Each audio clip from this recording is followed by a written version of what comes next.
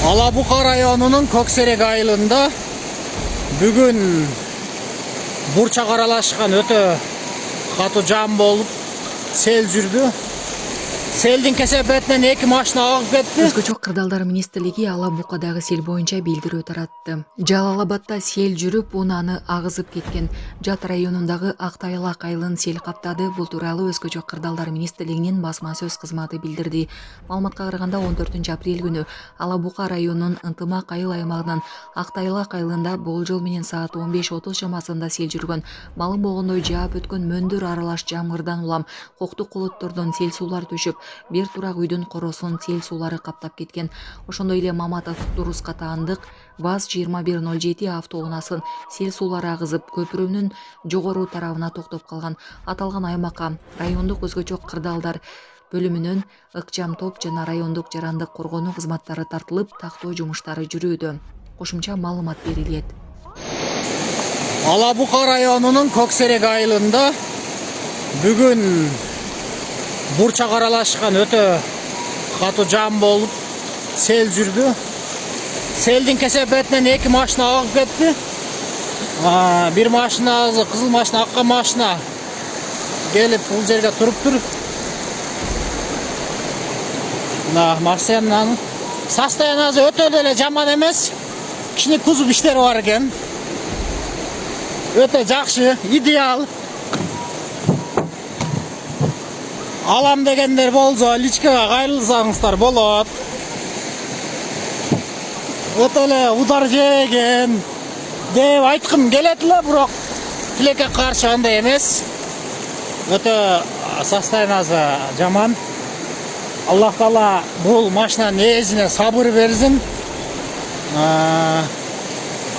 Ушундай бале кырсыктар ушул менен жок болсун кыргыз элибизден. Бирок өтө өкүнүчтүү,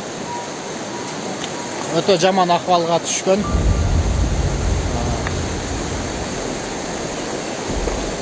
Бул машина бир момун мусулман бир тууганыбыздын машинасы.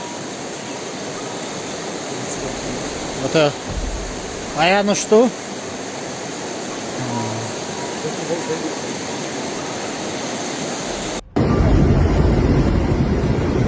Машина кетти, но машина. Ну машина кетти.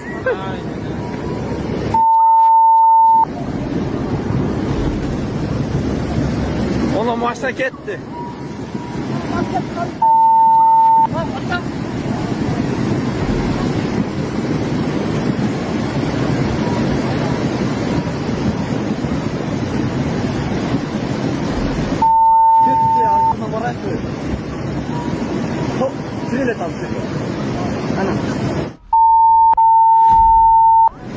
Özbekistan ketdi. Toshkentga ketdi. Toshkentga ketdi O'zbekiston boshqarmasi. Bundan mashina ketdi, Toshkent O'zbekistonga ketdi.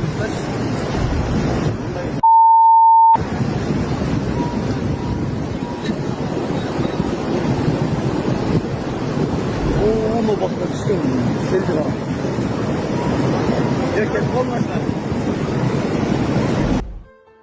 Саламатсыздарбы, урматтуу мекенештер, өзүңүздөргө белгилүү болгондой, Москва шаарында рейдтер, массалык кармоолор күч алууда. Андыктан документи жок жүрүүдөн абайлаңыз. Эң башкысы официалдуу адамдарга кайрылыңыздар. Таза регистрация мыйзамдуу түрдө даярдайбыз. Мөөнөт өтүп кетсе, базадан чыгып кетсе, Сахарова карточка, ДМС, ННН, СНИЛС, ОМС, медкарта, трудовой договор, кара тизмеден текшерүү, деги эле иш кагаздарда кандай көйгөй болбосун кайрылыңыздар. Байланыш телефону +7915 126 73 29.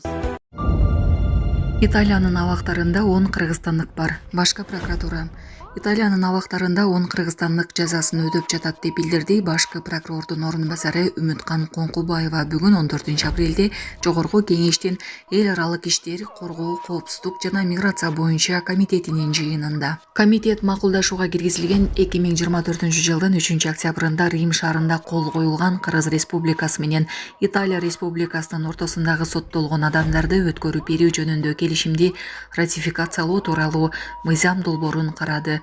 Коңкубаеванын айтымында соттолгондорду өткөрүп берүү тууралуу келишимди түзүү укук тартибин чыңдоодо, адам укуктарын коргоодо, эл аралык кызматташтыкты өнүктүрүүдө маанилүү кадам болуп саналат. Ошондой эле бул кыргызстандыктарды жазасын андан ары өтөө үчүн мекенине алып келүүгө мүмкүндүк берет. Президенттик шайлоону мындан ары октябрда эмес, январда өткөрүү сунушталды. Президенттик шайлоо жөнүндөгү буга чейинки конституциялык мыйзамда добуш берүү октябрдын 3 жекшембисине дайындалат деп жазылган.